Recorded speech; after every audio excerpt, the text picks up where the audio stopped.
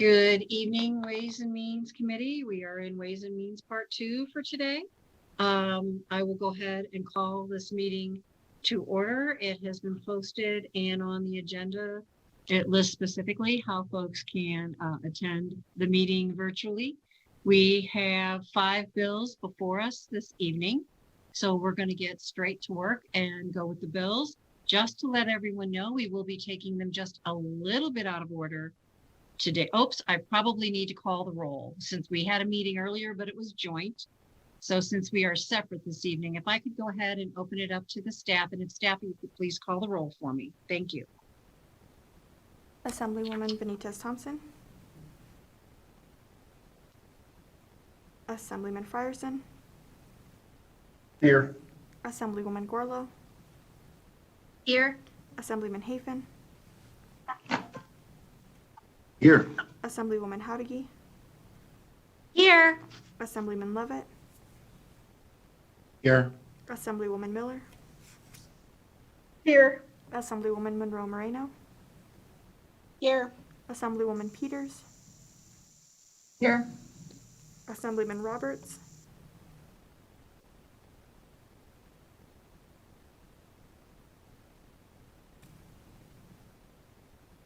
Assemblywoman Titus. Here. Assemblywoman Tolles. Here. Assemblyman Watts. Here. Chair Carlton.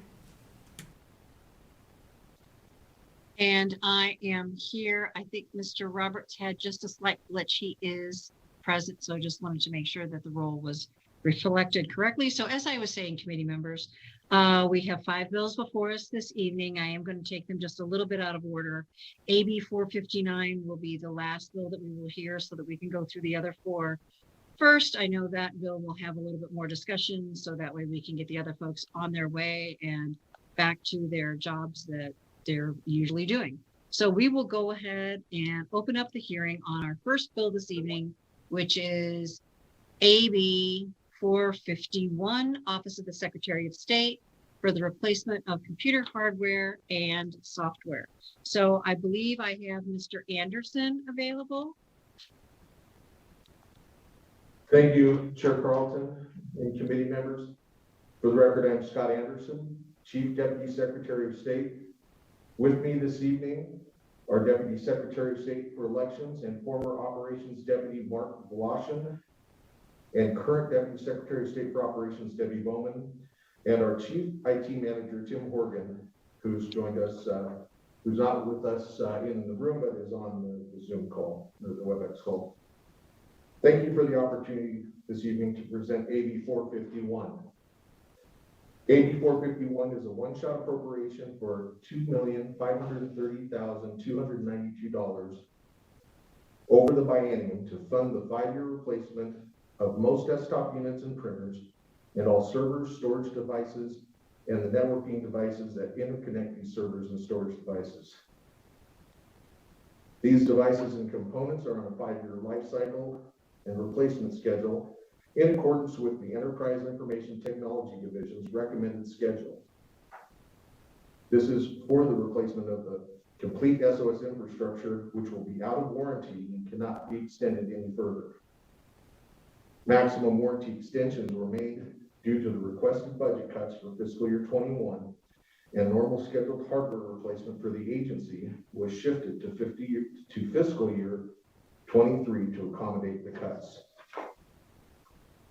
Replacement includes equipment that is overdue for replacement at both the primary sites at EITS facility and the disaster recovery site at Switch in Reno that house our infrastructure.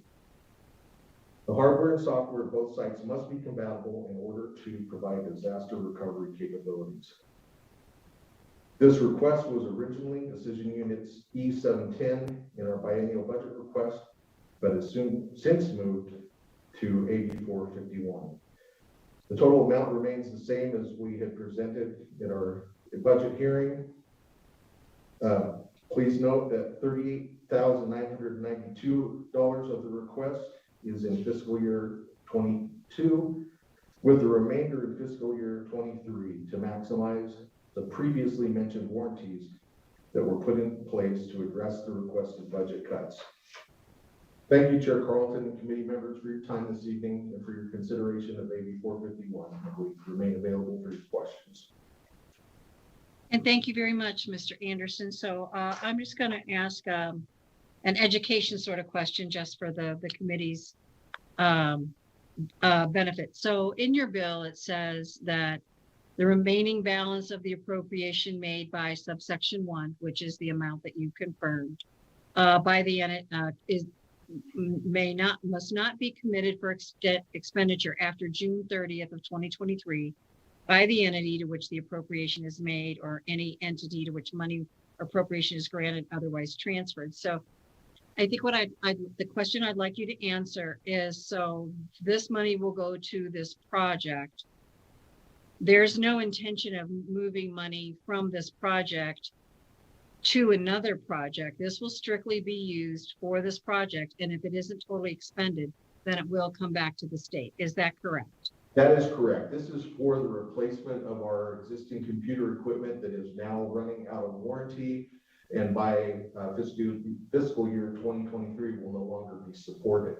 So we're not planning on using this for any other use other than that. And if there's anything left over, it will be reverted. Okay, thank you. I just wanted to make sure that the committee was aware of that language, and that's kind of boilerplate language that we're going to see in a lot of these, and that's basically our guarantee that when we appropriate the dollars, they'll be used there and only there, and then if not used, they will come back to the state. So committee members, I'll go ahead and open it up for questions of Mr. Anderson on AB 451.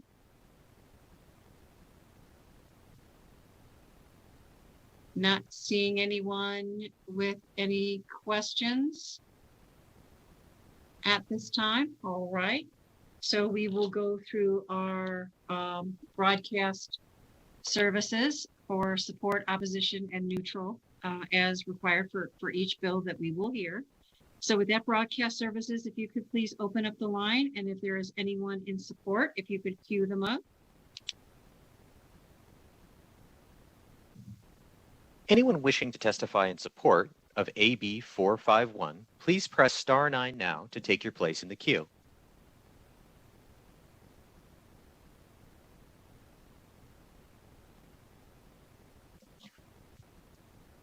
Anyone wishing to testify in support of AB 451, please press star 9 now to take your place in the queue.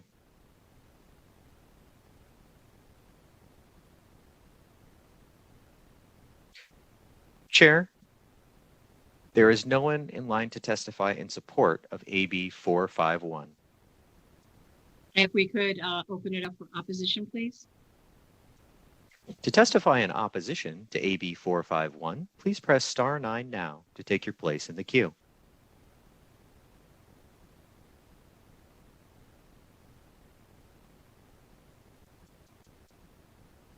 Anyone wishing to testify in opposition to AB 451, please press star 9 now to take your place in the queue. Chair, the testimony line is open and working. However, we have no one to testify in opposition to AB 451. And if we could open it up for neutral, please. If you would like to testify in neutral on AB 451, please press star 9 now to take your place in the queue.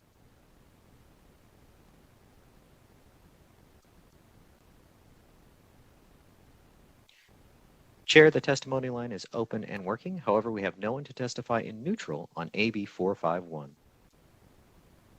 Thank you very much, broadcast services. Mr. Anderson, did you have any closing comments?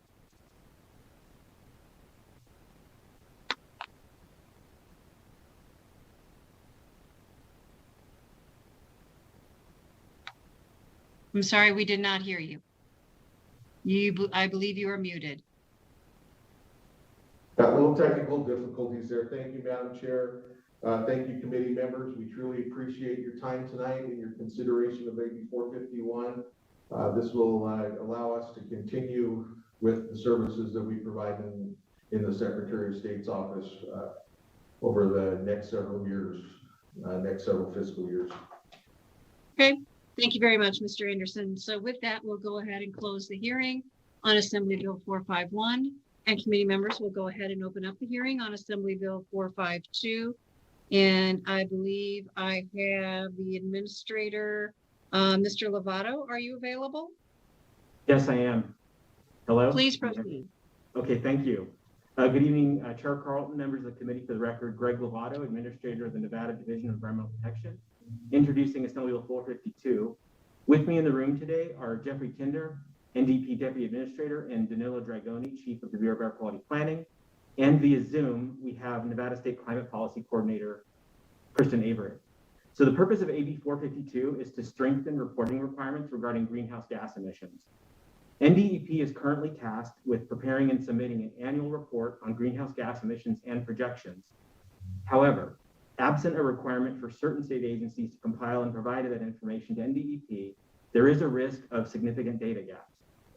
AB 452 also provides a funding mechanism to cover costs associated with one position to help compile this report. So to accomplish this, AB 452 proposes 3 changes to existing statutes. Section 1, paragraph 5 requires certain state agencies and other entities, such as airport authorities and local agencies, to report certain information in DEP. We will use this information to prepare the annual report with the most up-to-date information. Section 1, paragraph 6 provides authority for the State Environmental Commission to adopt regulations requiring that certain information related to additional reporting of a potent group of greenhouse gases known as refrigerants or used as refrigerants, also known as hydrofluorocarbons or HFCs. And then lastly, Section 3, paragraph 1 authorizes up to $500,000 per year from the Fund for Cleaning Up Discharges of Petroleum to be transferred to the Account for Management of Air Quality to support the direct and indirect costs of preparing the annual GHG report. So as amended in the 2019 legislative session, NRS 445B.380 requires NDEP to prepare an annual statewide inventory of GHG emissions, including emission projections for the following 20 years. Emissions are broken down into 6 sectors: electricity production, transportation, industry, commercial and residential, agriculture, land use change, and forestry. The accuracy of the report relies on the availability and accessibility of information that is gathered by state agencies and other entities. In many instances, this information is already provided to federal agencies that collate the data and provide it back to the state via the US EPA state inventory tool. Unfortunately, that process takes time, resulting in a delay in data availability and the report timeliness. For example, the 2020 annual report NDEP published this year was largely based on data from 2017.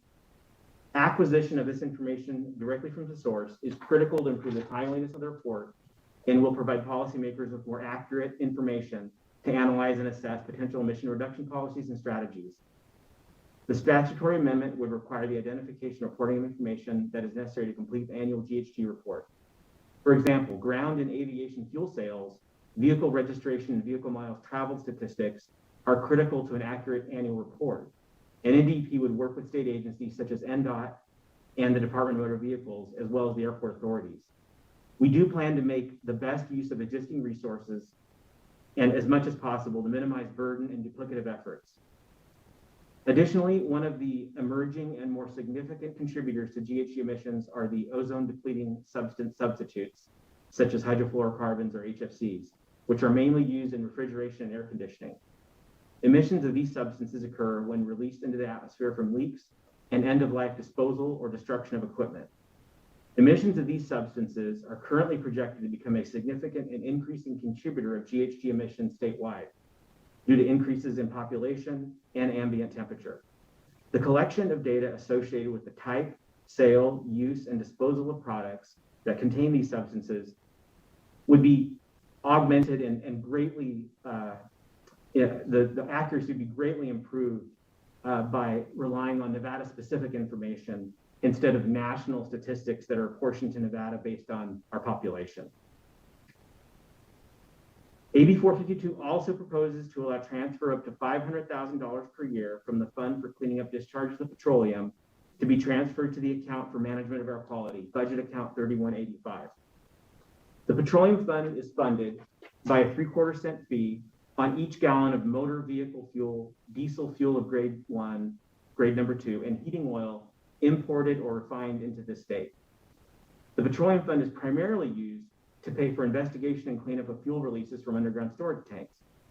Since the 2007 legislative session, amounts of above $7.5 million within the Petroleum Fund account as of July 1 are transferred to the State Highway Fund. Since 2013, the amount transferred to the State Highway Fund has ranged between 2.7 and 7.4 million. The executive budget proposed for the next biennium proposes to add one environmental scientist position to perform the GHG inventory work required by NRS 445B 380. Expenditures are estimated at $91,083 for FY22 and $121,322 for FY23. We are not requesting any other expenditures at this time. This statutory amendment will increase collaboration between state agencies and other entities and will provide a state more comprehensive, accurate, and timely annual report. I would now like to turn it over to State Climate Policy Coordinator Kristen Averett, who will briefly explain how this bill connects to the broader Nevada Climate Initiative. And if we could, I know this is a budget implementation bill, but this really is more about the dollars and cents. So if we could go ahead and get to the conversation about the actual appropriation, that'll be great. And then we can expand on the conversation after that, and then I'll open it up for questions. So I'd like to understand the waterfall that will happen. We've got the $7.5 million. Anything above goes to the highway fund. Where does the $500,000 come in that waterfall? Thank you, Chair Carlton, Greg Lovato for the record. And so the 500,000, up to 500,000 would be transferred prior to transfer to the State Highway Fund. So there would still maintain a 7.5, then up to 500,000, and then anything after that to the highway fund. Correct. Yes, Okay. Chair Carlton, that is the statutory amendment, but obviously we would also have to receive approval for our budget authority via the typical appropriations process. Okay. And you're requesting up to $500,000, but this year the amount that you're looking for is delineated in the budget for 22 and 23. It's those amounts. Chair Carlton, Greg Lovato for the record, that's correct. Okay. All right. Thank you. I appreciate that. We always want to get the dollars and cents of the bill on the record as we go forward. So if you'd like to go ahead and proceed and just give us a very high level view of the purpose behind this, that would be fine. Thank you. Excellent. Thank you. Good evening, Madam Chair, members of the committee. For the record, I'm Kristen Averett, State Climate Policy Coordinator. AB 452 will support the goals of the Nevada Climate Initiative. Projections of Nevada's future greenhouse gas emissions are an important part of the annual inventory that is developed by NDEP. In 2019, the legislature passed SB 254, which set greenhouse gas emissions reductions targets of 28% by 2025, 45% by 2030, and net zero by 2050. However, according to the latest update of the state greenhouse gas emissions inventory, Nevada will fall 4% short of the 2025 target, 19% short of 2030, and well short of the net zero 2050 goal. Understanding where we are with respect to our emissions reduction targets is critical. The data and modeling by NDEP that they provide gives us the baseline information that's absolutely necessary to identify what appropriate policies we can implement that will both reduce our emissions and optimize our investments. Simply, we can't manage what we can't count. So the importance of a robust, accurate, transparent, and up-to-date greenhouse gas emissions inventory is highlighted in Nevada's state climate strategy that was issued in December of last year. The strategy states the following as it relates to AB 452.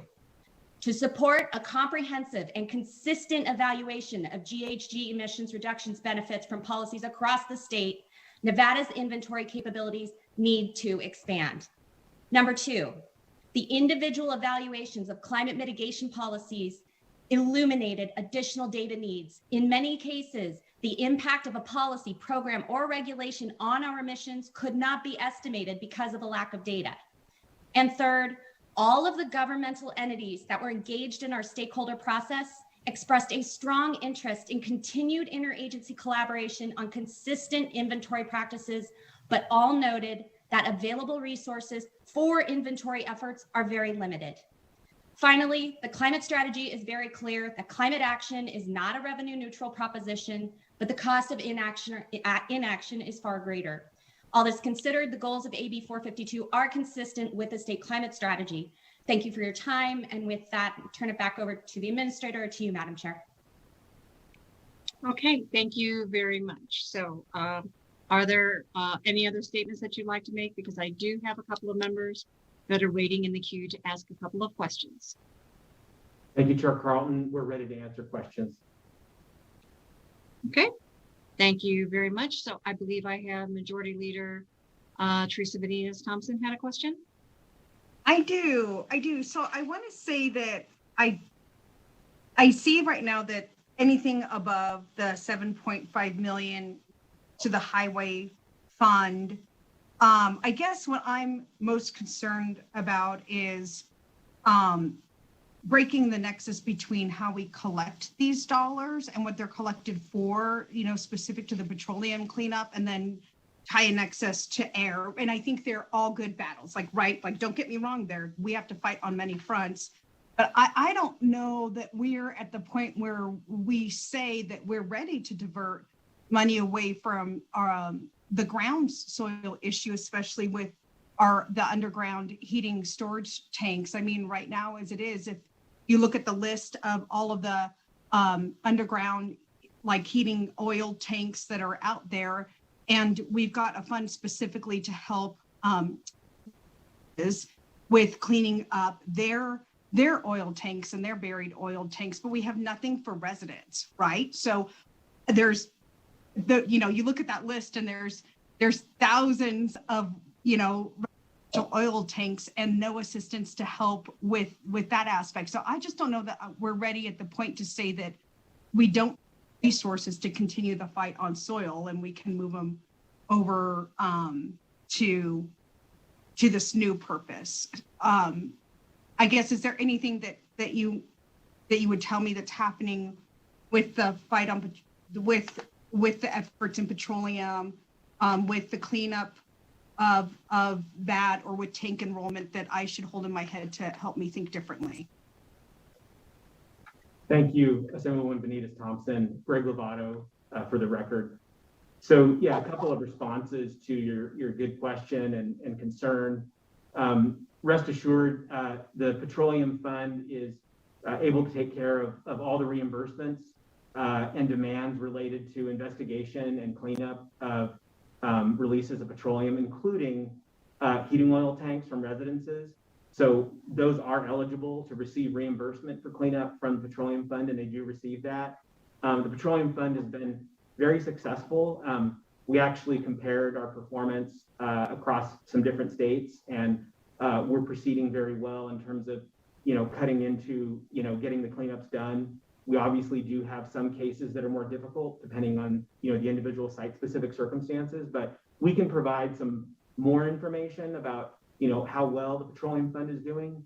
I do know that the folks who mostly benefit from the fund, including the Petroleum Marketers Association, is aware of this bill, and I don't think they're expressing any opposition or concern with respect to, that aspect in terms of diverting money. And so, if you look at how much money has been transferred to the Highway Fund, you're looking at between, like I mentioned, I think 2.7 and 7.4 million has been transferred each year since 2013. So, and that's after taking care of, all the cleanups. Whatever amount over 7.5 million is sitting there, then goes to the Highway Fund. And one of the reasons that we had thought it made sense to access these funds is because transportation emissions are the largest source of GHG emissions now in Nevada. And currently, the way NDEP funds GHG inventory work is we actually use our permitting fees from stationary sources. To date, we have not been allowed to use federal grants. That may change. If federal grants become available for us to do GHG inventory work, we will not need to access this, but that hasn't been the case in the past, even since 2008. And so I think we're well in hand in terms of handling petroleum fund cleanups, and we can provide more data if you would like it. And that's what we see as the nexus to transportation and why we identified this as a potential source of funding.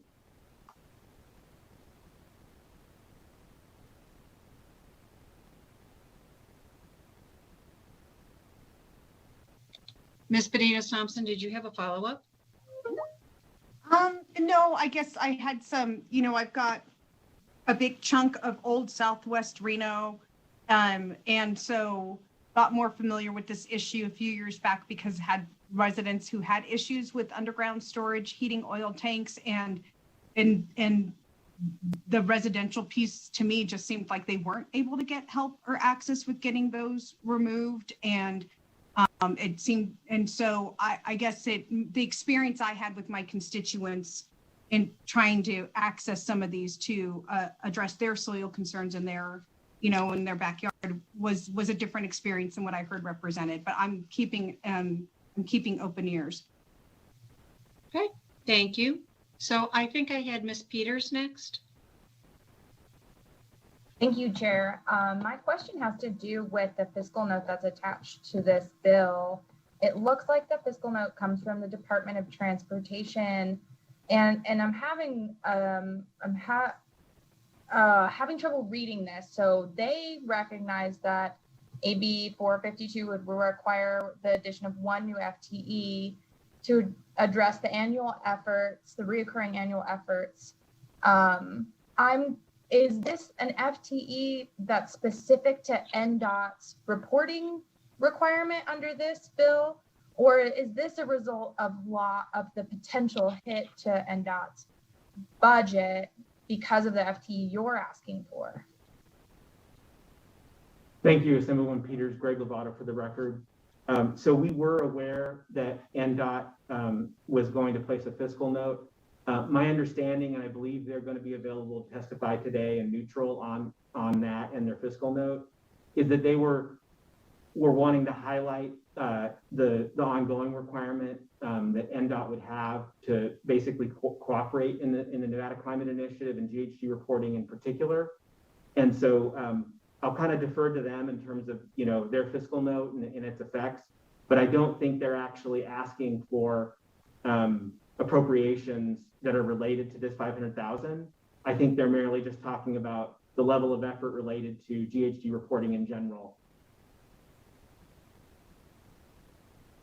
Okay, well, it sounds like maybe there would be an opportunity to ask them for clarification on this.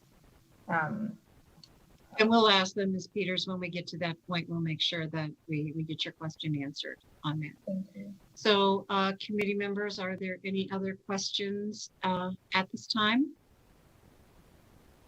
So if I could do just a quick follow-up on Ms. Benitez-Thompson's concern about residents. So I heard her saying that residents were having some issues, but I heard you saying that you do help residents. So what is the program that you do to help residents with this? Is it just a stipend to help them deal with it? And how does that program compare to the bigger program of the removal of the larger tanks in other places? Thank you, Chair Carlin, for the record. Greg Lovato. So the heating oil tank cleanups for residences, they have a bit of a different place within the system. When you talk about normal underground storage tanks at like a gas station, they actually have an enrollment fee of $100 per year, and then they also have a kind of a copay of 10%, basically up to the cost of the cleanup, and so that could be as much as $100,000. So that's the gas station example. In terms of heating oil tanks, it's pretty simple. They basically just need to test the tank to see if it was leaking prior to getting enrollment. If it was not leaking, then they can enroll for $250, and then they can actually get reimbursement for whatever cleanup is needed. And so it's I think there may be individual specific circumstances, but depending on, individual, and we'd be happy to follow up on any specific cases. But by and large, we have a pretty successful record of managing underground storage tank cleanups and heating oil cases, all over the place. But sorry, it looks like my motion detector went off there. And so we'd be happy to follow up on any specific instances where someone feels like they didn't get appropriate financial assistance because, for the most part, we think we're pretty successful in getting those cleaned up. And that's the purpose of the fund is to help get those cleaned up. Sometimes, folks, we aren't able to get all of it out because it might undermine the foundation, and so we wouldn't necessarily try to fund that kind of, level of financial assistance, but only what would be needed to kind of protect the soil and the groundwater and any potential receptors nearby.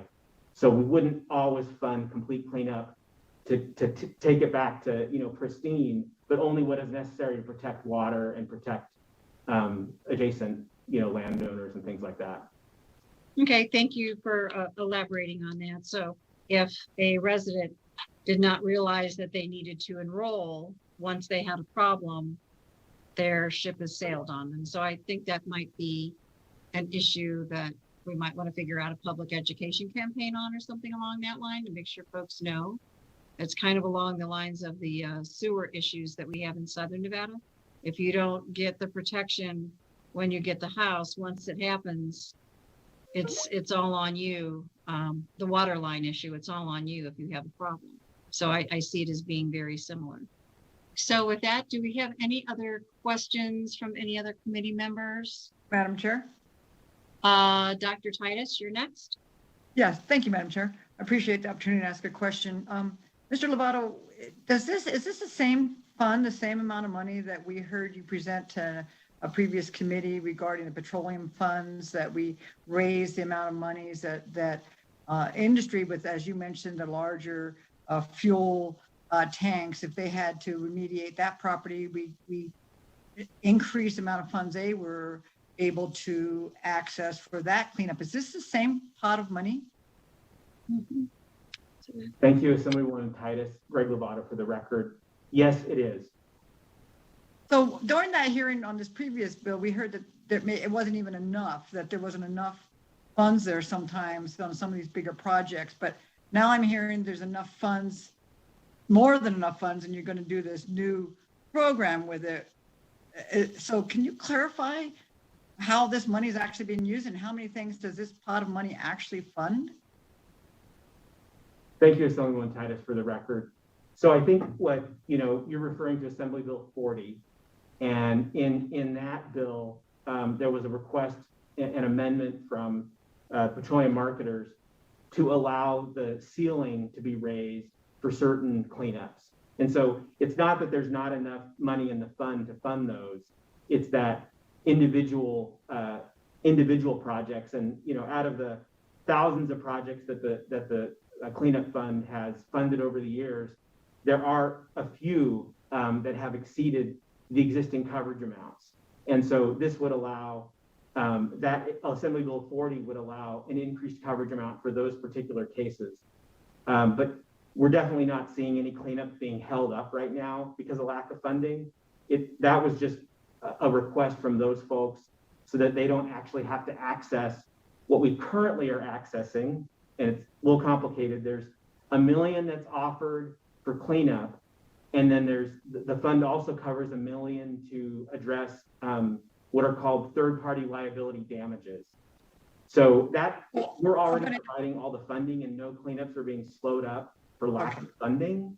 Right, and I don't want to rediscuss that bill because it's not appropriate for this bill. But what I want to make sure is that there was adequate funding for what the goals are. And I just want to make sure these funds are all industry paid funds, correct? These are not general fund dollars, correct? Assemblywoman Titus, Greg Lovato for the record, correct. So these are a fee that is collected by the Department of Motor Vehicles on fuel imported or refined in this state. Okay. Yes, this is a fee paid by industry. Great, thanks for that clarity, and thank you, Madam Chair, for the question. You're welcome, Dr. Titus, but if we carry that domino one more time, if it's a fee that's collected, then I'm sure the folks that are paying that fee pass it along to the taxpayer as part of the cost of doing business. I would assume it's built into the fuel rates. Thank you, Chair Carlton. Greg Lovato for the record. That's correct. And this bill does not propose to increase fees or decrease fees. Fees will remain the same. This bill is merely requesting that a portion of what already is transferred to the state highway fund be allowed to be used for the GHG inventory. And I appreciate that. So anyone who buys fuel in the state is contributing. So that's kind of where I was trying to take it. So committee members, other questions at this time? Not seeing anyone raise their hand at the moment.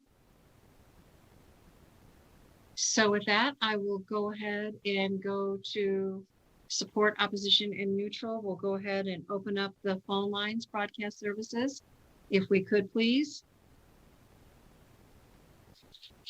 And if you could queue up anyone that would be in support of AB 452. To testify in support of AB 452, please press star 9 now to take your place in the queue.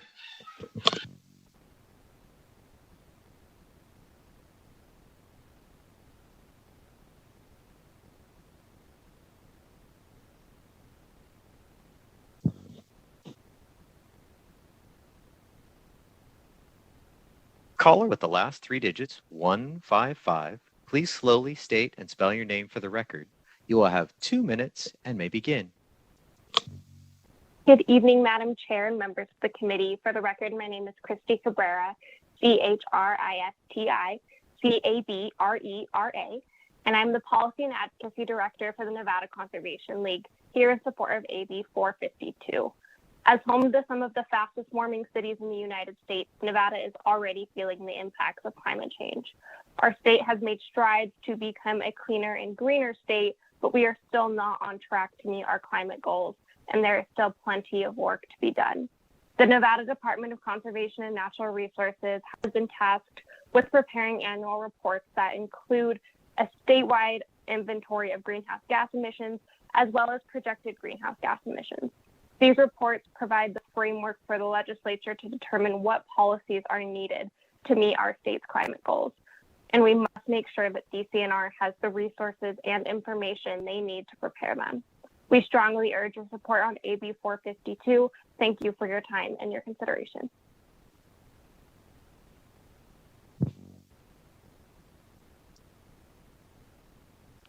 Caller with the last 3 digits, 241, please slowly state and spell your name for the record. You will have 2 minutes and may begin. Good evening, Chair Carlton and members of the Assembly Ways and Means Committee. My name is Alex Ortiz, ALEXORTIZ, representing Clark County. Clark County supports AB 452 as written. Clark County has undertaken climate action and greenhouse gas emission reduction planning in its all-in Clark County plan. This bill proposes to streamline state-level data reporting and makes access to greenhouse gas emissions information easier and quicker to obtain. Timely receipt and use of the most current greenhouse gas emissions data will help guide the policy decisions necessary to meet state and county greenhouse gas emission reduction goals. The Nevada Department of Environmental Protection has been tasked with additional responsibilities related to greenhouse gas inventories and with the monitoring, modeling, and managing of greenhouse gases. The county can benefit from this work in its own climate planning and implementation. This bill proposes to augment staff and resources to help meet these new responsibilities and is necessary to support the implementation of actions to achieve state and county greenhouse gas emission reduction goals. Thank you for your time tonight.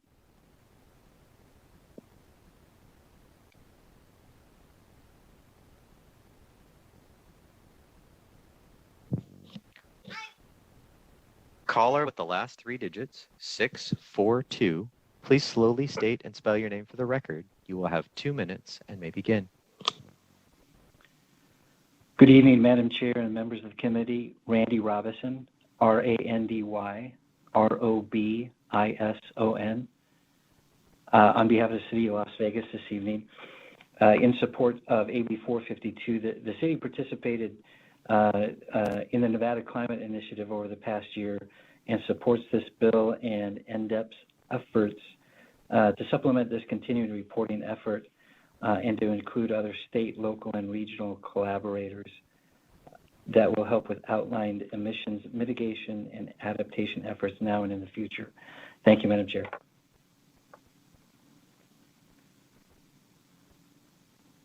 Thank you. Next person.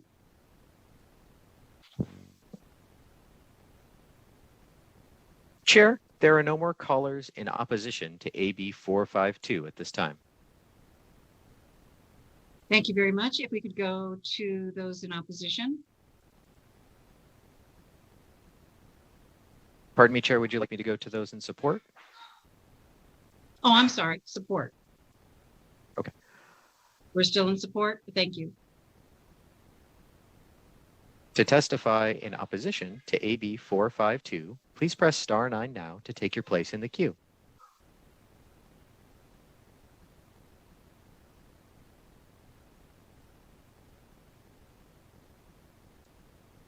Chair, the testimony line is open and working. However, we have no one to testify in opposition to AB 452. Thank you very much. If we could go to neutral, please. To testify in neutral on AB 452, please press star 9 now to take your place in the queue.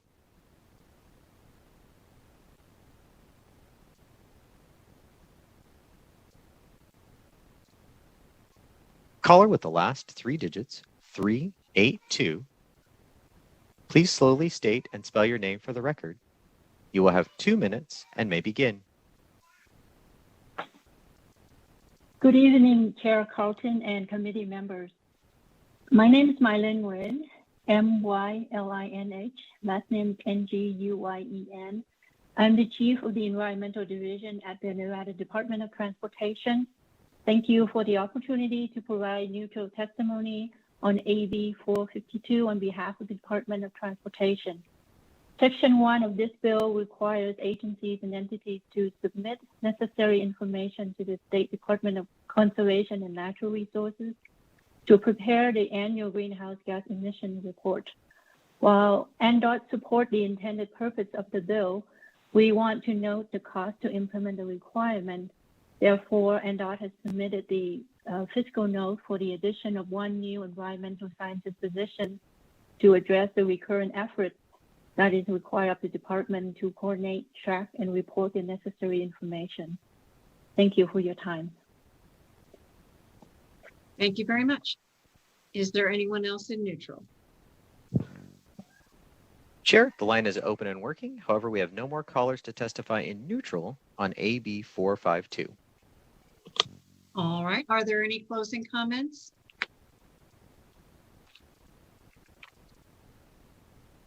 To our presenters, are there any closing comments?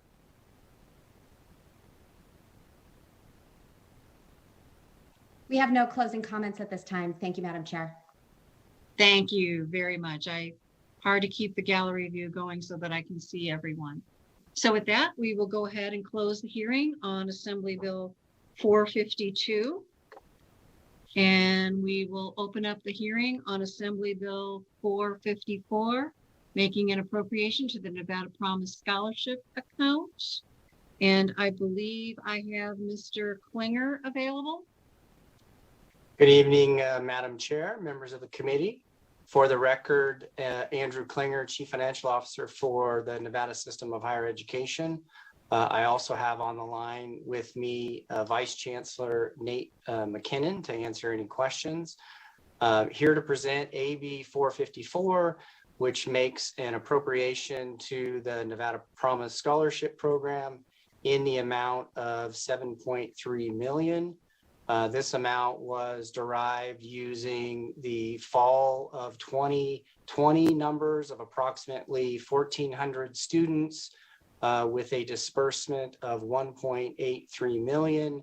That amount was carried forward to project for fiscal years 22 and 23, which is how we arrived at the 7.3 million projection. And with that, Madam Chair, happy to answer any questions. Thank you very much, Mr. Klinger. You glanced upon how you came upon the number, but if you could expand a little bit about what year that your base year that you're using and how we actually came up with the $7,328,366. Sure, Madam Chair. For the record, Andrew Klinger. So we use the fall recipient count for fall of 2020, and we had 1,371 recipients of the scholarship. And the amount at the time that we used to estimate for the fall of 2020 was $1,832,000. And so that number was used, the $1,832,000 was then used to project for both fiscal 22 and 23. So in other words, you double the 1.832 to get approximately 3.6 million per year, which then gives you the total request of 7.3 million in the bill. Okay, thank you very much. Always good to have all of that on the record. So with that, I would be happy to open it up to any committee members that have any questions for Mr. Klinger. Mr. Roberts. Thank you, Madam Chair. In just a matter of recollection, and I could be wrong, and I thought during the special session that we had reduced some of the monies was reduced for these scholarships. Am I remembering that incorrectly? Madam Chair, through you to Assemblyman Roberts, no, you are correct. And so in fact, for the spring of 21, originally the plan was to use federal funds to make up the difference. I had a discussion back during special session when the reduction was made with Director Brown at the time that we would use federal funds. As it turned out, because of the restrictions on the federal funds, we were not able to use those. And so what we did is we authorized the institutions for the spring of 21 only to use a portion of what we call student access funds. And so those are essentially when a student pays their registration fee, up to 15% of that fee goes into student access funds, which are used for scholarships. And so we did use for the spring of 21, we did use about 346,000 of student access funds to cover the difference. Thank you for the answer, and thank you, Madam Chair, for the question. I just recall that there were some adjustments made, and I think it's an important fund, and just want to get to all the facts. Thank you. Thank you, Mr. Roberts. So, Mr. Klinger, so because the student access funds in essence backfilled those dollars, will any of these dollars go to pay back that student access fund? Or is that the books are closed on them and we're moving forward and these dollars will all go towards this next round for the Nevada Promise Scholarship? Madam Chair, for the record, all of these funds will go towards scholarship recipients. The student access funds will not be paid back. Okay, thank you. I knew that was going to be one of the next questions, so just get it on the record while we can. So committee members, any other questions of Mr. Klinger on this item? Not seeing any at this time. So with that, broadcast services, if you would go ahead and open it up for those in support. To testify in support of AB 454, please press star 9 now to take your place in the queue.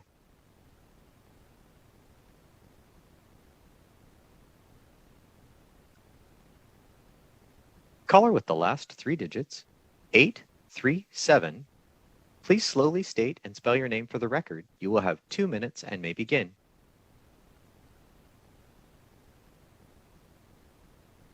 Caller 837, please press star 6 to unmute.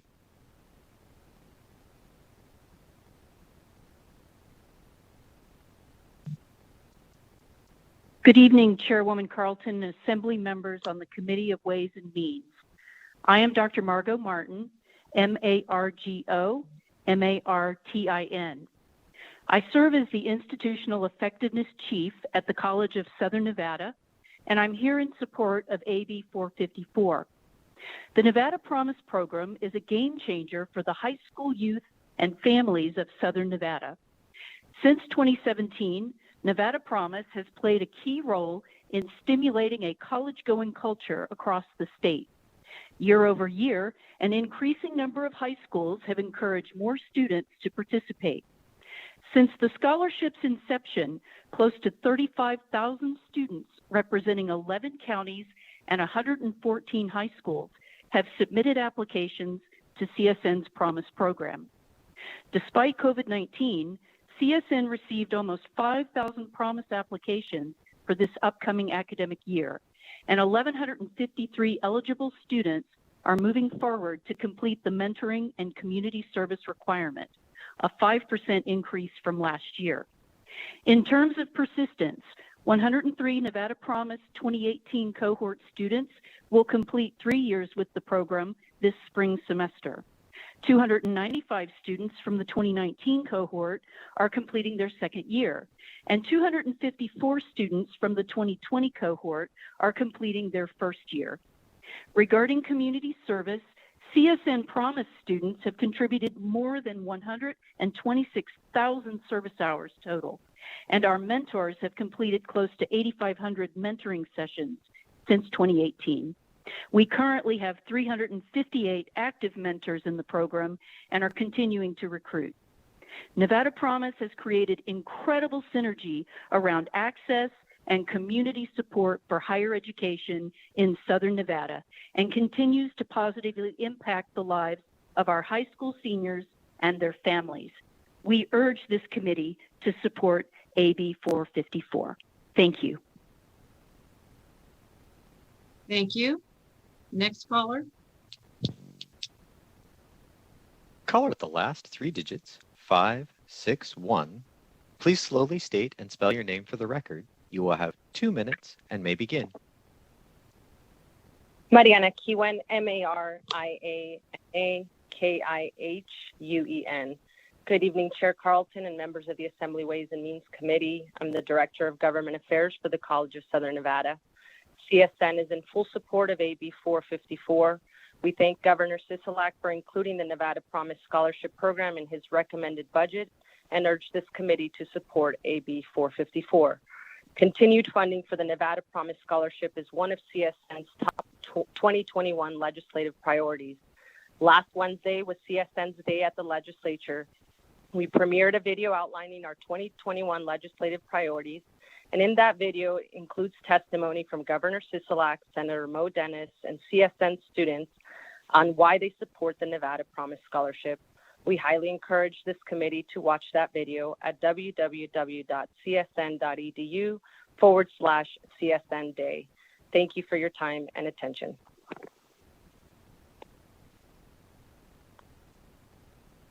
Is there another caller? Caller with the last 3 digits, 687. Please slowly state and spell your name for the record. You will have 2 minutes and may begin.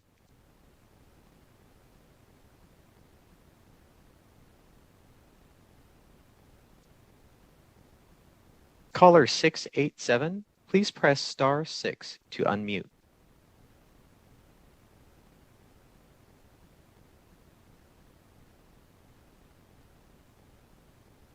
Good evening. Good evening, Chairwoman Carlton and members of the Assembly Ways and Means Committee. My name is Adrian, A-D-R-I-A-N, last name Bell, B-E-L-L, and I am a Nevada Promise recipient calling in to support AB 454. As I said, my name is Adrian Bell. I am a full-time college student at the College of Southern Nevada, pursuing a business degree in finance. Because of the Nevada Promise Scholarship, I am able to focus entirely on my academics without having to worry about how we'll pay for tuition. I've been a Promise recipient for the last 2 years, and something I've come to realize is that the Promise Scholarship is more than a scholarship that provides funding to students. Since becoming a recipient of the scholarship has made me a better version of myself and a role model that my little brother can now look up to. Because of the scholarship, I have been more involved in my community and have realized the importance of civic engagement through volunteering at numerous organizations to fulfill my community service requirement. Because of the mentor aspect of the program, I went from a shy, introverted individual to an outspoken leader that can now represent his peers and community. The scholarship has given me the opportunity to work closely with my peers and ensure they graduate with a degree by allowing me to become a program facilitator for the scholarship. By working closely with Promise coordinators and other CSN faculty, I have been a helping hand in bringing attention to the importance of mentorship in a college student's life, along with raising awareness to obstacles that first-generation college students undergo. Again, this would not have been achievable without the Nevada Promise Scholarship by my side. I am the living testimony for why this scholarship should continue to be funding. Before the scholarship, I did not have direction. I didn't realize my potential, and I didn't have the needed support to achieve greatness.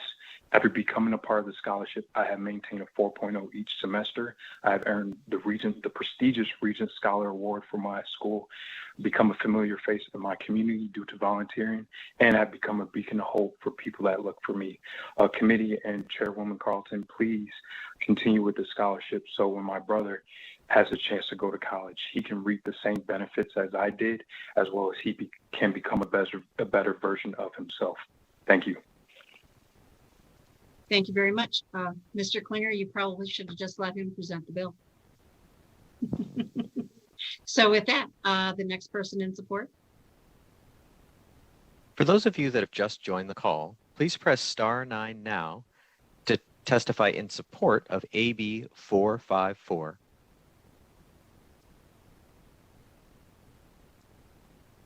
Caller with the last 3 digits, 237. Please slowly state and spell your name for the record. You will have 2 minutes and may begin.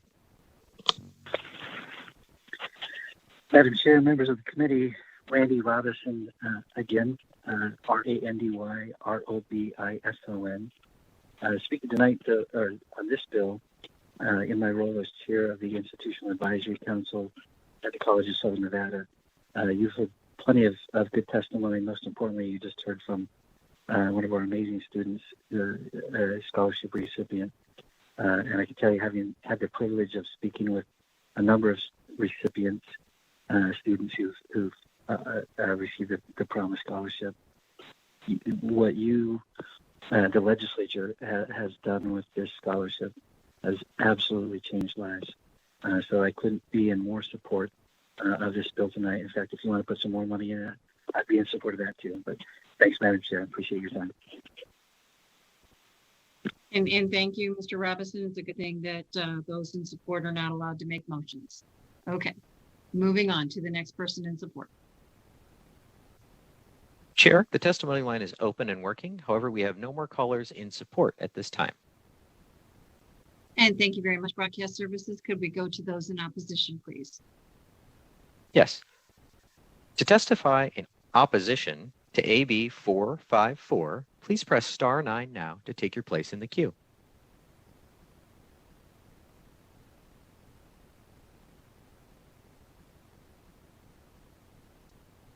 Chair, the testimony line is open and working. However, we have no one to testify in opposition to AB 454. Thank you very much. If we could go to those that might be in neutral, please. To testify in neutral on AB 454, please press *9 now to take your place in the queue.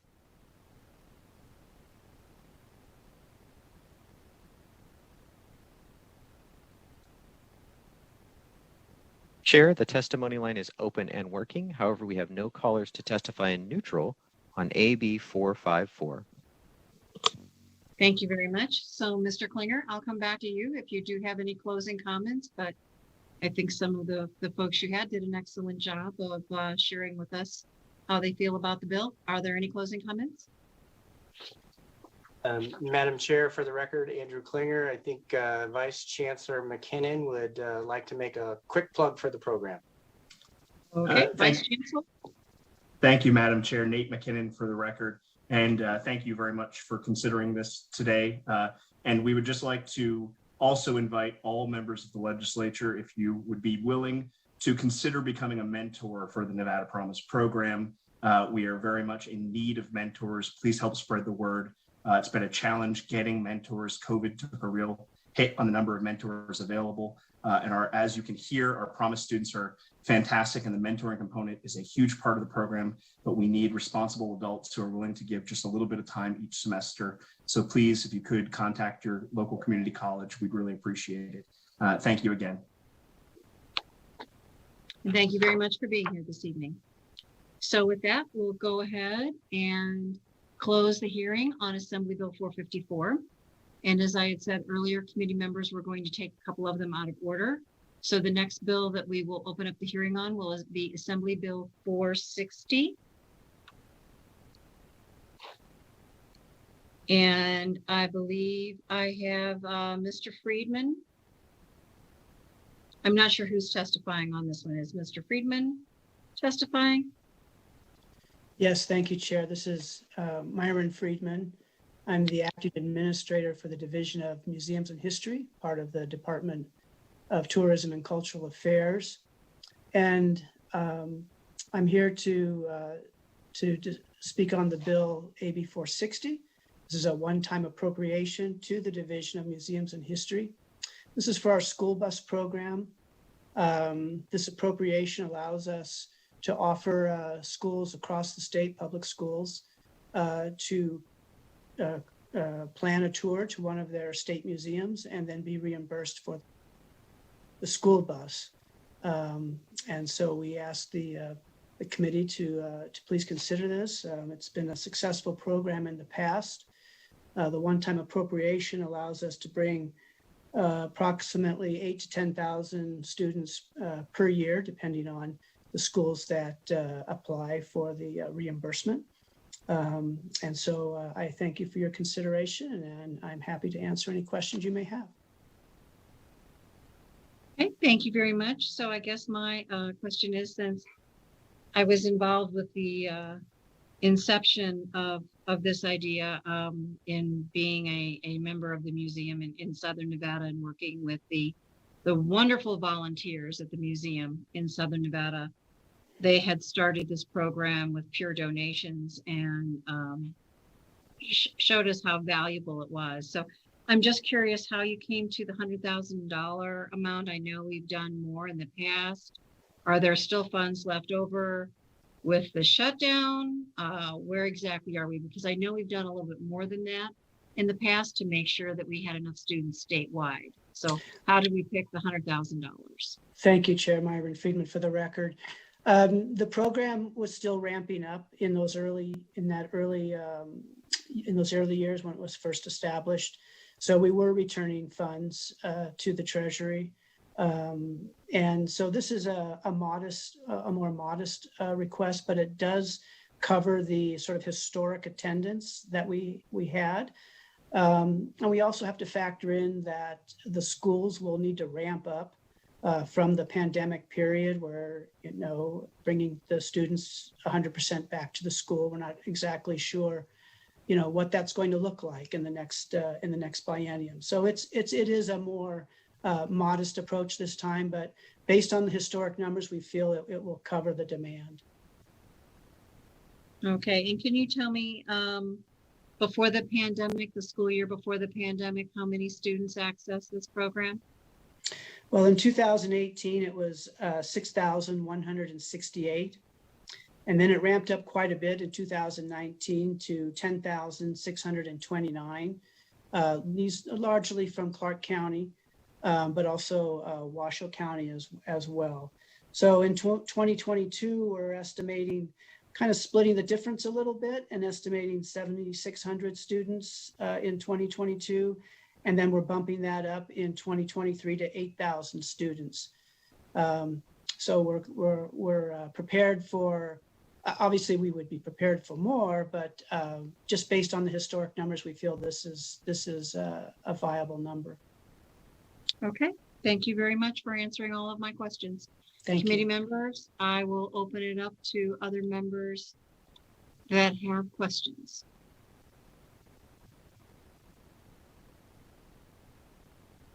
Not seeing anyone at this time. Okay. So with that, we'll go to broadcast services, and if we could open up the phone lines for those that would be in support of AB 460. To testify in support of AB 460, please press star 9 now to take your place in the queue.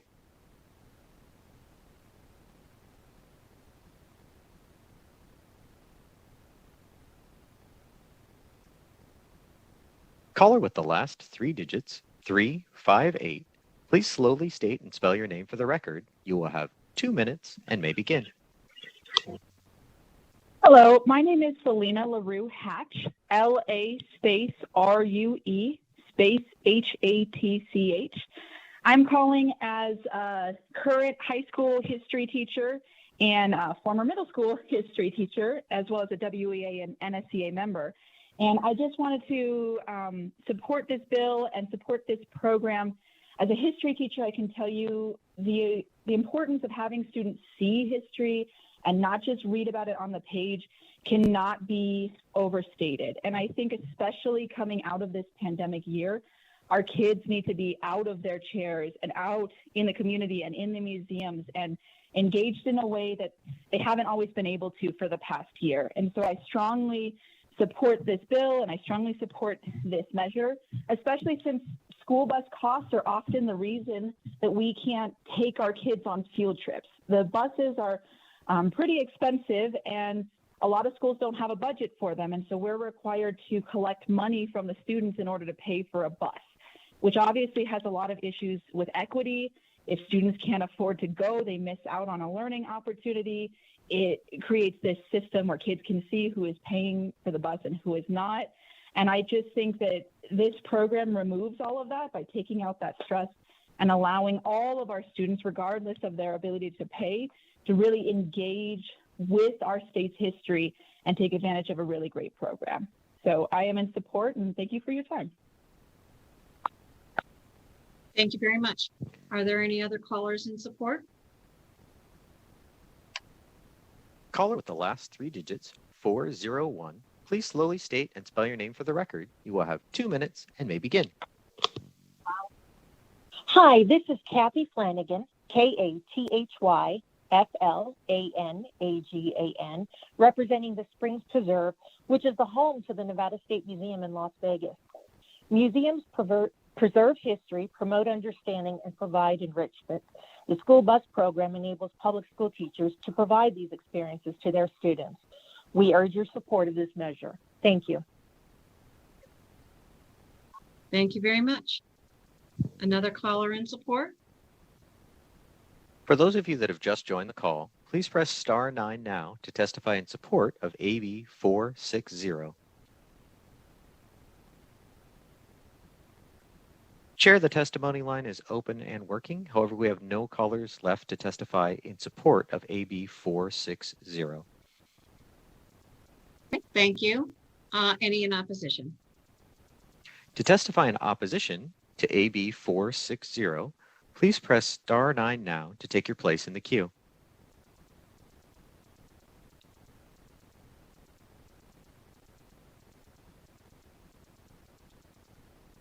Chair, the testimony line is open and working. However, we have no callers to testify in opposition to AB 460. Thank you very much, Broadcast Services. If we could please go to neutral. To testify in neutral on AB 460, please press star 9 now to take your place in the queue.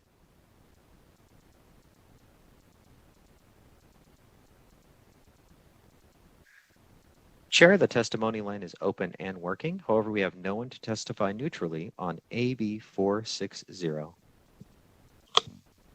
Thank you very much. So with that, Mr. Friedman, did you have any closing comments? Thank you, Chair. I just want to echo Myron Friedman for the record, the callers who called in support, how important it is that the students engage with Nevada history in these museums where we have the real stuff on display. It makes a big impression on them. It helps the teachers. And so I thank the committee for their consideration and look forward to many students visiting our students in our museums in the coming years. Thank you very much. I know when I was a kid, it was all about the field trips, and I'm thinking there's going to be a demand for those very soon. So thank you very much. I will close the hearing on Assembly Bill 460. And with that, we will open up the hearing on Assembly Bill 459. I believe I have Ms. Caffaretta here. We did have discussion on this issue earlier today in the joint full meeting. So we'll have Ms. Caffaretta walk us through the bill, and committee members, please ask her any questions, and then we will go from there. Good evening. Thank you, Chair Carlton and members of the committee. I'm Elisa Caffaretta, the Director of DETR, here to present AB 459. I believe we are joined on the phone or the Zoom call by Isla Young from Owen and Tiffany Greenmeyer from the Governor's Finance Office. Here with me, I have David Schmidt, our economist, Carlene Johnson, who is the Deputy Administrator for Workforce, Troy Jordan, our Senior Legal Counsel, Jenny Kesselman, the Deputy Director, Chris Sewell, our Chief Operating Officer and Legislative Liaison. So we should be able to answer any questions that you have. To provide a very brief background, AB 459 is the policy bill that implements the Governor recommends budget priority of moving the Office of Workforce Innovation, or OWIN, to DETR. As you noted, it is the companion bill to OWIN's budget items that were considered this morning at the Joint Finance meeting. I know there are a lot of questions about this move. We strongly believe that this move makes sense on many levels. First of all, OWIN's mission is in alignment with DETR's mission as the state workforce development agency. We believe this move provides administrative support for OWIN. This is a move to put OWIN as a unit in an agency, DETR, where they can receive financial management support, grants monitoring, tracking support, and human resources assistance. The Governor's office really is not set up to provide these services and this support to the OWIN team. So this move also will allow OWIN staff members to focus on their mission and not have to be part-time bookkeepers and HR experts. This move also provides administrative efficiencies for DETR and for OWIN. OWIN receives significant funding from DETR grants. This consolidation eliminates the need for us both to create sub-grant agreements, administration plans, monitoring, and reporting. All of this administrative work goes from DETR to the Department of Administration to OWIN and then comes back again, adding several layers to the process and time and staff resources that we would be able to eliminate. And finally, this will allow OWIN and DETR to tap into the program and expertise concerning workforce development and our research and analysis so we can all do our jobs better and more efficiently by communicating more clearly. Just for your awareness, we do anticipate that there will be an amendment with some technical changes to make sure this language conforms with federal requirements. That will be coming for you, but they are largely technical changes. So how the process will work is that AB 459 moves OWIN as a unit from the Governor's office to DETR, specifically going through the bill at a very high level.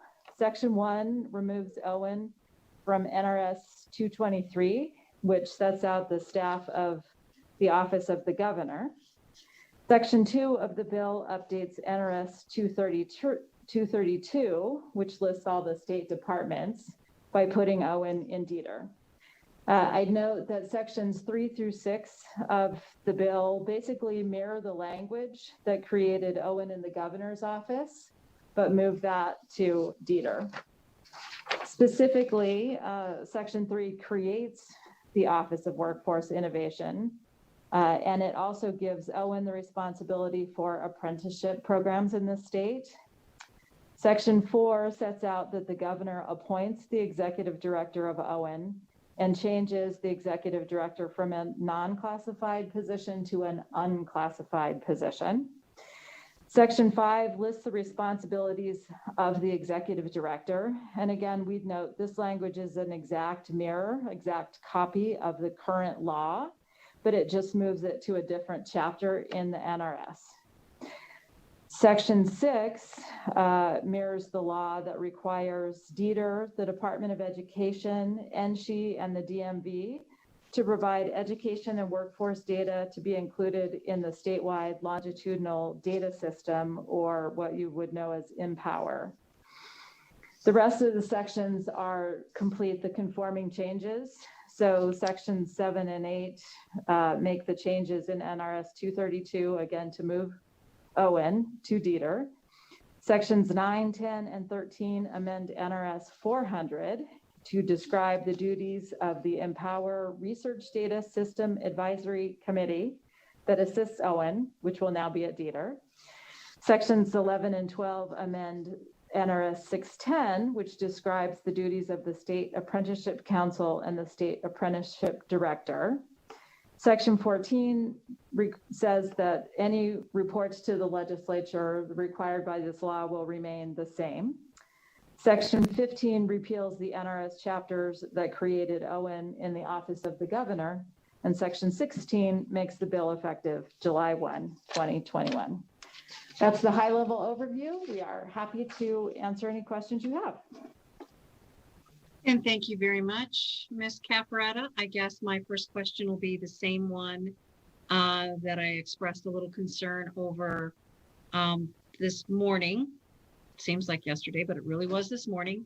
In the original conversations about OWN being constructed out of components of DETR, and the labor commissioner being put together, moved to the governor's office, we are now unwinding that. We're untying the strings on that and moving things back.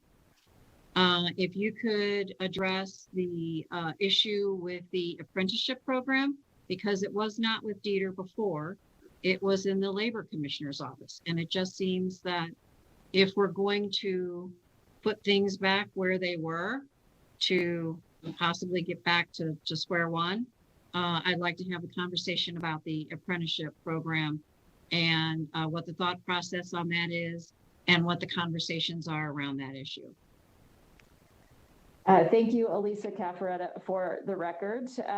I have a few things I can share with you about that, and that will probably need to be an ongoing conversation. So first, we are aware that the governor's office has been having conversations about the appropriate place for the Apprenticeship Council to live.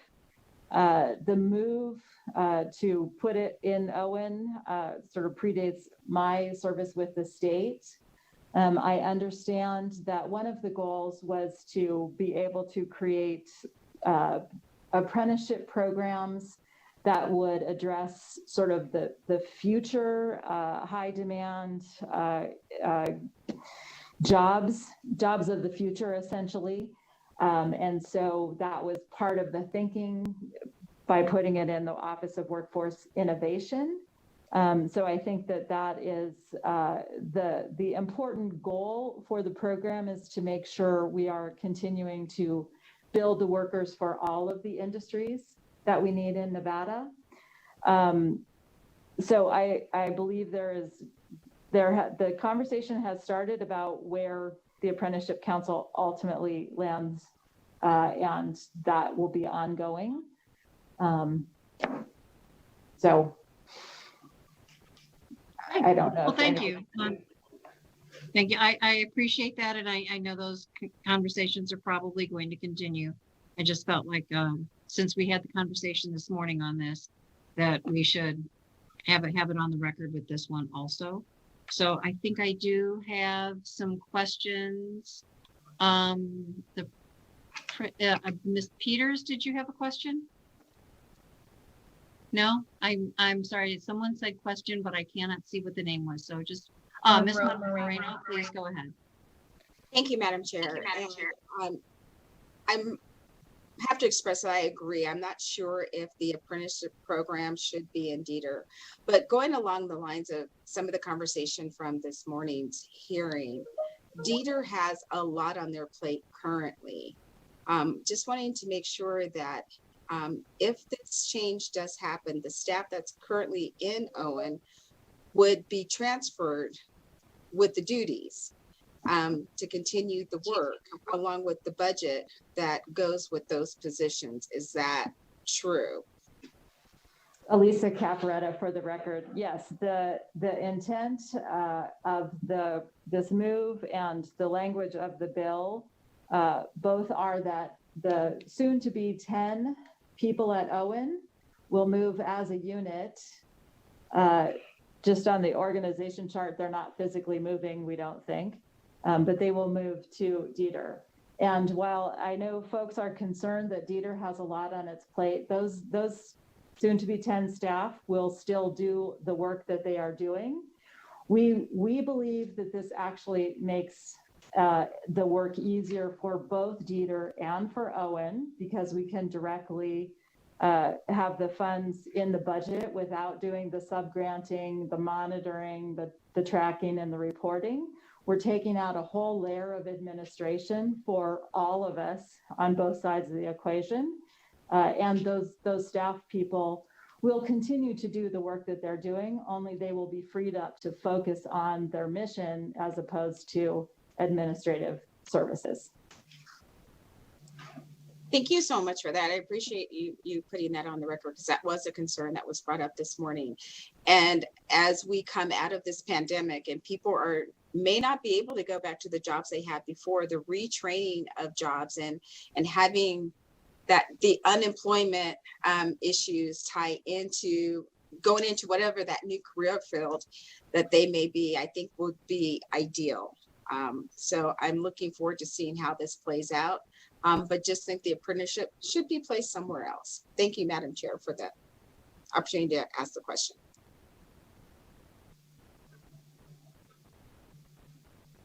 So you're welcome, Vice Chair. So other questions from other committee members at this time? Assemblywoman Tolles.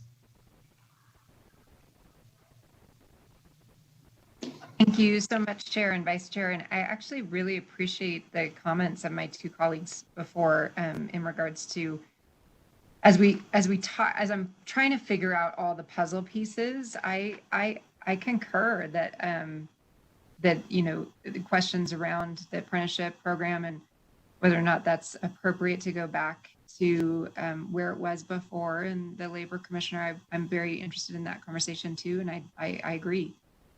So I appreciate that coming up.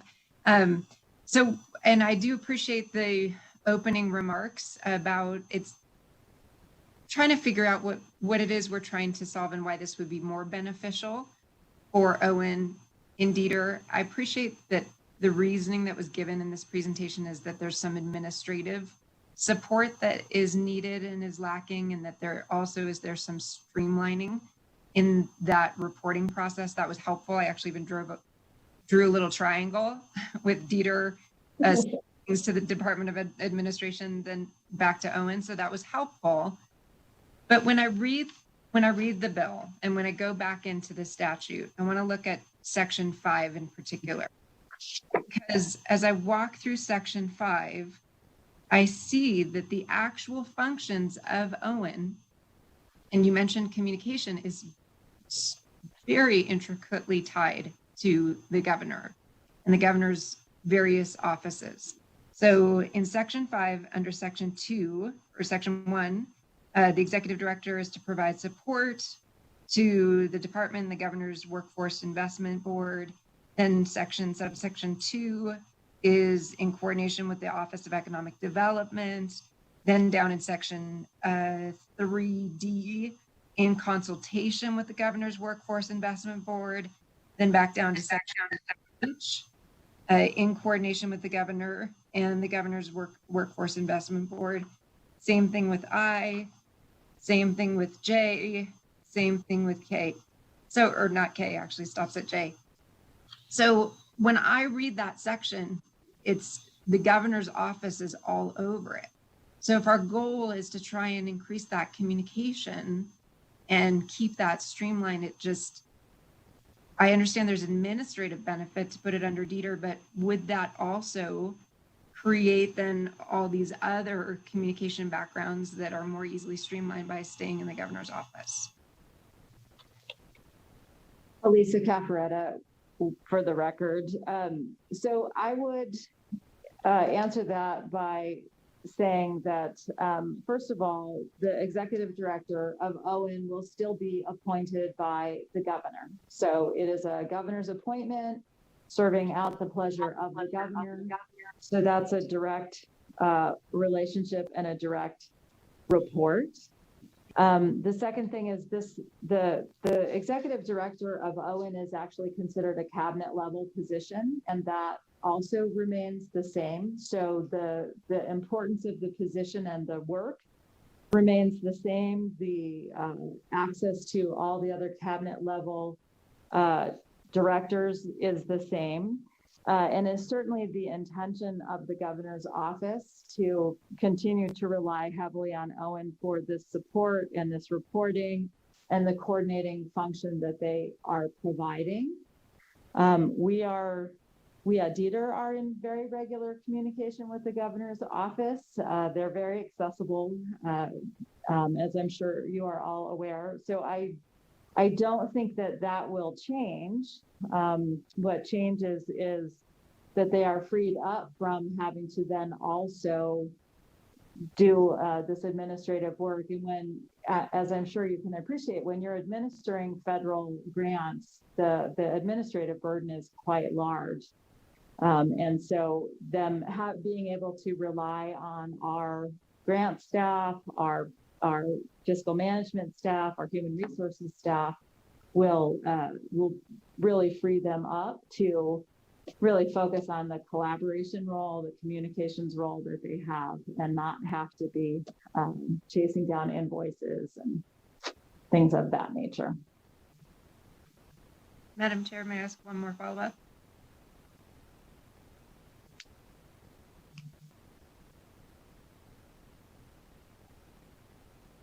Yes, please, go ahead. Thank you. So I appreciate that. I do wonder if maybe the fix is then to just provide a little more administrative support where it's housed today to help with that function. But my next question is in section 6, subsection 1, that it says here that in regards to the workforce data, the statewide longitudinal data system, which, by the way, I've always found incredibly impressive. I've actually sat at the desk with the person who used to manage it. I think it's a phenomenal program. But in section 6, subsection 1, it starts to list off who reports back to OWYN. And this is the only time, other than transferring the office over, that DETR specifically mentioned. And so it says that DETR will then report back to OWYN within DETR, along with other agencies like the Department of Education. Am I reading that correct? Elisa Caffaretta, for the record. So I would say this is the tricky thing about reading bills. When it talks earlier in this bill about the department or the director, that is specifically the DETR department and DETR director that are being referenced. So while it isn't spelled out, the bill actually is referring to DETR throughout. This particular reference in section 6 is not that we are reporting to OWYN. These are the public agencies that report this specific data to the Empower system, which, as you say, is impressive. And I don't think Dave, that was okay. Okay, and Dave Schmidt is very involved with that if you have more questions about it specifically, but this is just a list of agencies at a minimum that provide data to that reporting system. Thank you. And I see that the street lights are going to be turning on soon, so I will ask no more questions, but I really, really do appreciate this discussion. I think it's an important one. I appreciate Madam Chair, the indulgence to help us understand all the moving pieces, and I appreciate that we share some of those same goals. Thank you. Other questions from other committee members at this time? Mr. Roberts.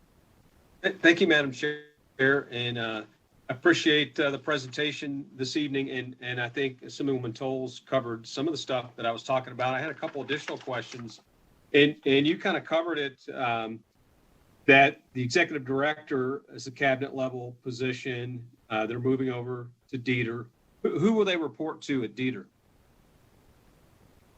Elisa Caffaretta for the record. We, the bill and the conversation mostly have been focused on moving the budget piece and the language to move it to Dieter as a whole. So we are still having conversations about exactly where it lives in our organization chart.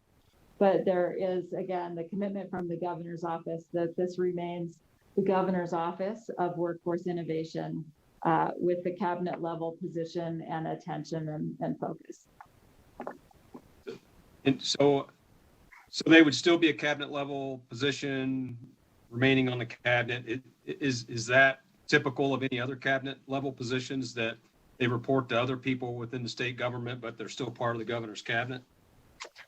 Elisa Caffaretta for the record. My understanding is that the Nevada Indian Commission, I believe, is another example of a unit that is within another agency that also has a cabinet level position. So it is not unique in the state. And that arrangement is for the exact same reason, that just the administrative needs of small commissions like Owen and like the Nevada Indian Commission are a pretty heavy lift if you have a small staff. So they're put in an agency to support those administrative pieces, but they remain on the cabinet. Thank you. And then one last question, and you may not know the answer, maybe somebody does, is when it was moved from Owen or from Dieter before to the office of the governor, was that position upgraded to a cabinet level? And would that be the same level as your position, Ms. Caffaretta, as far as an executive director? Lisa Caffaretta for the record. Those two questions, I really don't know. I would say, I would correct that I don't think Owen was at Dieter before. They were created by Governor Sandoval, I believe. And I don't know, I can't tell if Isla Young is on, and if she could answer that question. Hi, yes, Isla Young for the record, I am on. And forgive me, would you mind repeating the question? Well, I could have been an error that if it was created and originally placed in the office of the governor, that it wasn't ever moved over there. My curiosity is if you're moving it back, or you're moving it not back to Dieter, but you're moving it to Dieter, and I just look at it from a perspective, from my background in policing, it'd be like me working for somebody that is the same level or grade as I am, and structurally it may not make sense to keep the person at that level if they're reporting to someone of the same level. That was just where I was going. You know, Assemblyman Roberts, thank you for the question. I will just say that that has been the wish of the governor's office, that I would maintain that even with the move. So I don't really have additional information outside of that, but we could definitely follow up with more if that would help. Thanks. Just trying to figure out the structure if we don't know. Somebody else asked. But thank you. I appreciate it, and appreciate the indulgence with the questions, Madam Chair. You're welcome, Mr. Roberts. And I was here when it was moved, and it was a created cabinet level position. Owen did not exist. Different components were put together over much conversation, and much negotiation. And then that cabinet level position was actually created. There were a number of issues with folks that were in that position off and on over a couple of years. But I think what I'd like Ms. Caffaretta to confirm is It's my impression that this cabinet level position will not be reporting to Dieter.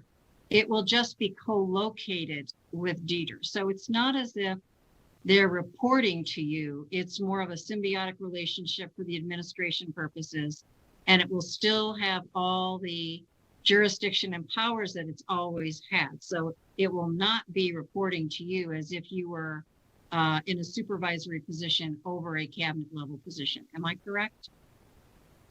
Elisa Caffaretta, for the record, yes, that is my understanding, is that the operations continue as they are, essentially. Thank you. I see this as more of an efficiency move. I don't see it as one agency going under another agency. So with that, other questions from other committee members at this time? Mr. Hafen.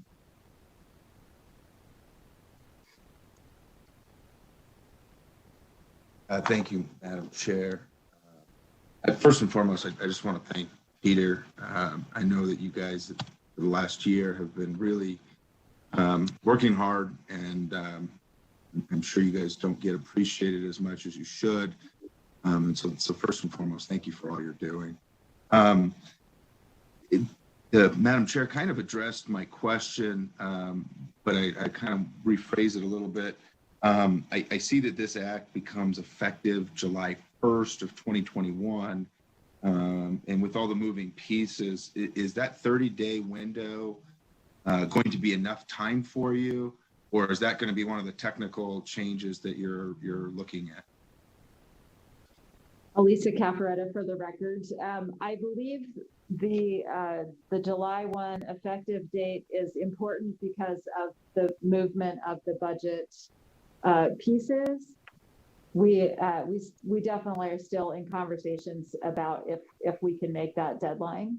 So that may need to be amended, but I believe that is the purpose of it. And because we're not physically moving anyone, changing offices or any of those things, it really is the governor's finance office that is going to do the change on the budget. So they're on the line if they want to chime in about that. But we believe that that's the reason, and we think they can make it. And we'll let you know if that changes. There's Ms. Greenemeyer, if you want to add something. Yes, hi, Tiffany Greenemeyer for the record, Governor's Finance Office. The change it's just a process change that we do at the beginning, and it'll happen like paperwork will be sent over to the Controller's Office mid-June for a July 1st start. Thank you, and thank you, Madam Chair. You're welcome, Mr. Hafen. It's a paper move, so it's a budget move. So with that, committee members, are there other questions from other committee members at this time? Not seeing anyone, we will go ahead and go to the phone lines then. So broadcast services, if you could please open up the phone line for anyone that may be in support of AB 459. To testify in support of AB 459, please press star 9 now to take your place in the queue.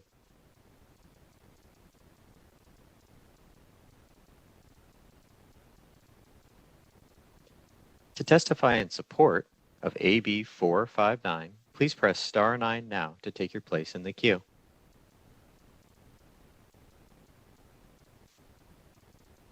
Chair, the testimony line is open and working. However, we have no callers to testify in support of AB 459. Thank you very much, broadcast services. If we could go to those in opposition, please.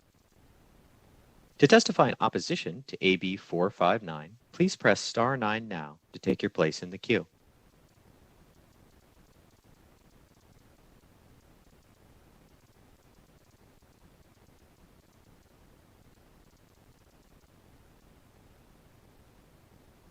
Chair, the testimony line is open and working. However, we have no callers in opposition to AB 459.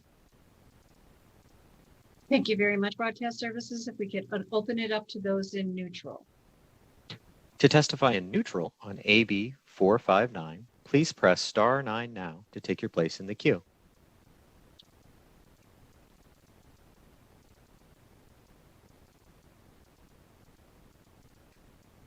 Caller with the last 3 digits, 282. Please slowly state and spell your name for the record. You will have 2 minutes and may begin. Thank you, Madam Chair, members of the committee. William Stanley for the record, WILLIAM STANLEY. For the record, we're representing the Southern Nevada Building Trades and the Northern Nevada Building Trades in this meeting. On behalf of the Nevada Building Trades, we'd like to thank the governor and his staff for working on this bill with us. The building trades want to ensure that Nevada's apprenticeship agency remains defined in statute. This body worked throughout the 2017 and 2019 session to ensure that Nevada's apprenticeship policies remain in compliance with the DOL regs, and we want to ensure that work remains intact. To wrap it up, we want to thank the governor's staff and the chairwoman for working with the building trades on this important issue, and we will continue to work in hopes of finding a resting place for the State Apprenticeship Council and the State Apprenticeships Director, and ensuring that the state remains, the state has in statute an agency that's required by the DOL regulations. Thank you.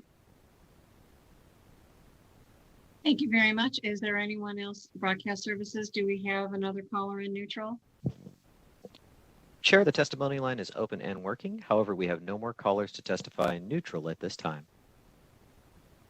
Thank you very much. So, Ms. Caffaretta, did you have any closing comments before we close the hearing on this bill? Nope, we will provide additional information to you as we get it. Thank you very much, Ms. Caffaretta. We appreciate your hard work as always. So with that, I will go ahead and close the hearing on Assembly Bill 459. And with that, committee members, the last thing on our agenda this evening is public comment. We will pause for just a moment to make sure, since we do have a 1 moment delay, to allow folks to call in. So with that, give it a moment and we'll be good. Just a moment.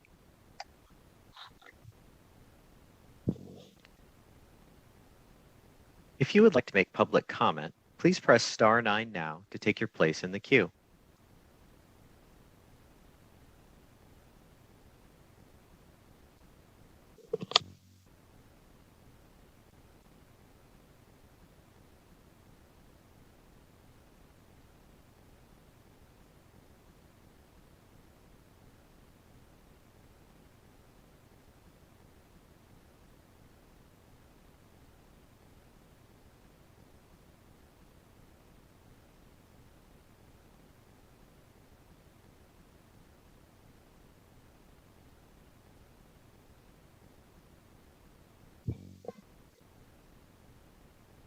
To make public comment, please press star 9 now to take your place in the queue.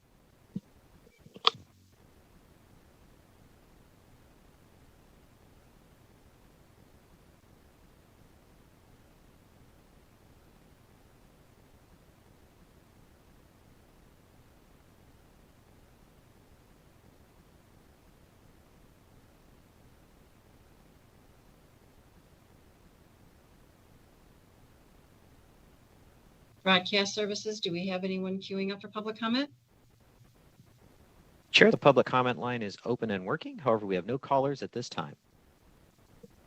Thank you very much, Broadcast Services, for your assistance in helping us be successful in this Ways and Means meeting at dusk. It is just now getting dark. The street lights are coming on. So with that, committee members, we are adjourned. See you all tomorrow morning at your 8 o'clock meetings. Thank you very much.